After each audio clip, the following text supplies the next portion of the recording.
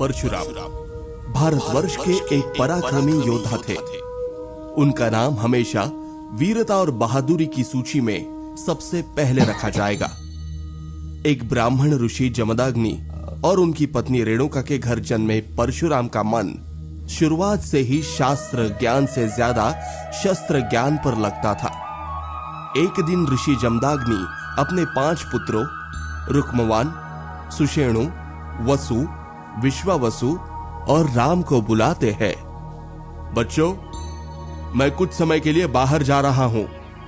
शाम को जब मैं वापस लौटूं तो आप सबको ऋग्वेद के सारे श्लोक याद होने चाहिए। मैं आते ही आपसे पूछूंगा, जो मुझे नहीं बता पाएगा उसको मैं दंड कर दूंगा। कुछ घंटों बाद जब ऋषि जमदाग्नि वापस आते हैं तो वह देखते हैं कि उनके बाकी 4 पुत्र शास्त्र पढ़ रहे थे, पर राम वहां से गायब थे। राम सीधा अपनी माता रेणुका के पास चले जाते हैं और उनसे शस्त्र विद्या लेने लगते हैं। रेणुका, जो एक क्षत्रिय परिवार की राजकुमारी थी, वह शस्त्र विद्या में बहुत कुशल थी। राम उन्हीं से ही तलवारबाजी कर रहे थे। लगता है ब्राह्मण के बेटे को शास्त्रों से ज्यादा शस्त्रों में रुचि है। पुत्र राम, तुम्हें याद रखना चाहिए कि तुम एक ब्राह्मण के बेटे हो। ब्राह्मण के बेटे के हाथ में यह हिंसा के हथियार अच्छे नहीं लगते। तुम्हें अपना ध्यान शास्त्रों पर लगाना चाहिए। पिताश्री, मेरा ध्यान शास्त्रों और शस्त्रों दोनों पर बराबर है। जो आपने कार्य दिया था वो मैंने कर लिया है। यह सुनने के बाद जमदाग्नि अपने पुत्र से कई सवाल पूछते हैं। ऋग्वेद के सारे मंत्रों से लेकर पंचतत्व के नाम तक परशुराम एक एक का उत्तर बड़ी आसानी से दे देते हैं। उस दिन के बाद से उन्हें पता चल जाता है कि उनका बेटा बाकियों से अलग है। अपने आने वाले कई सालों तक भगवान परशुराम हर तरीके के शस्त्र विद्या पर महारत हासिल कर लेते हैं। इसी के चलते हुए परशुराम अपनी किशोरावस्था में ही भगवान शिव की तपस्या में लग जाते हैं। कई दिनों तक उनकी तपस्या को देखकर भगवान शिव खुश हो जाते हैं और उनके सामने प्रकट होते हैं।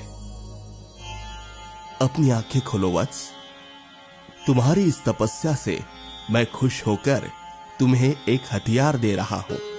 यह हथियार तुम्हारी पहचान बन जाएगा। ठीक इसके बाद परशुराम के हाथों में एक कुल्हाड़ी आ जाती है। आज से यही तुम्हारी पहचान बनेगी।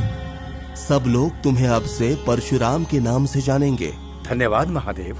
उस दिन से वो राम से परशुराम बन जाते हैं। अपनी कुल्हाड़ी के वार को वो इतना मजबूत कर देते हैं कि दुश्मन उनके नाम से ही कांपने लगता है। एक दिन अचानक से उनकी मां दौड़ते हुए उनके पास आती है। पुत्र राम, तुम्हें मेरी सहायता करनी पड़ेगी। क्या बात है माँ? आप घबराई हुई क्यों लग रही हैं? पुत्र, हमारे आश्रम के पास के कई सारे बच्चों को किसी ने गायब कर लिया है। मुझे डर है कि ये काम किसी राक्षस का है। पुत्र, मैं चाहती हूँ कि तू उन बच्चों को बचा ले। माँ, तुम बस आदेश दो। तुम्हारे आदेश से बढ़कर मेरे लिए इस दुनिया में और कुछ नहीं है। माँ के एक बार के कहने पर परशुराम उस खतरनाक राक्षस की गुफा में चले जाते हैं। वह देखते हैं कि उस राक्षस ने सभी बच्चों को रस्सी से बांध रखा है। वो हंसते हुए एक आग की मशाल लेकर बच्चों के पास जाता है। वो जैसे ही उस बच्चों को आग लगाने वाला ही होता है, तभी अचानक से परशुराम अपनी कुल्हाड़ी उसके हाथ पर मारते हैं। इसके बाद दोनों में घमासान युद्ध होता है। बच्चों को बचाने के लिए परशुराम के हाथ पर चोट लग जाती है, मगर फिर भी वो उसे हरा देते हैं। उसी में वो राक्षस गुस्से में कहता है, तू जो भी है, पर मैं तुझे छोड़ूंगा नहीं। इस बार तो तूने इन बच्चों को बचा लिया, पर अगली बार मैं तेरे लिए आऊंगा। ये कहने के बाद वो राक्षस गायब हो जाता है। उन बच्चों के माँ बाप अपने बच्चों को दोबारा पाकर बहुत खुश हो जाते हैं। रेणुका तुरंत परशुराम के पास दौड़कर आती है और उसके हाथ पर एक कपड़ा बांध देती है। पुत्र, मुझे बता, क्या तुझे ज्यादा दर्द हो रहा है? परशुराम देखते हैं कि उनकी माँ की आंखों में आंसू है। वो तुरंत अपने हाथों से उनके आंसू पोंछते हैं। मां, मैं तुम्हारी आंखों में आंसू नहीं देख सकता।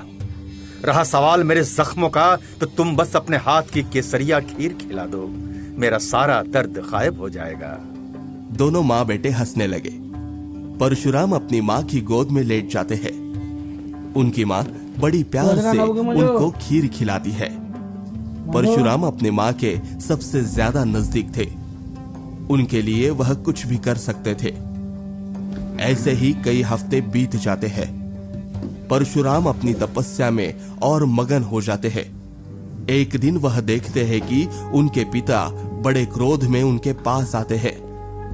प्रणाम पिताश्री, आप बड़े ही परेशान नजर आ रहे हैं, क्या बात है? राम, तुम्हें मेरा एक काम करना है, पर उससे पहले तुम्हें वचन देना पड़ेगा कि तुम बिना सवाल किए मेरी आज्ञा का पालन करोगे। मैं वचन देता हूं, बिना सवाल किए आपकी हर आज्ञा का पालन करूंगा। मैं चाहता हूं कि तुम अपनी मां रेणुका को जान से मार दो। यह सुनकर परशुराम दंग रह गए। उन्हें यकीन नहीं आ रहा था कि उनके पिता खुद उनकी मां को मारने के लिए बोल रहे हैं। जिस औरत ने उन्हें जन्म दिया, जिस औरत को वह सबसे ज्यादा प्यार करते थे, भला वो उनको कैसे मार सकते थे? परशुराम अब धर्म संकट में फंस गए थे। उन्हें समझ नहीं आ रहा था कि वो आगे क्या करेंगे।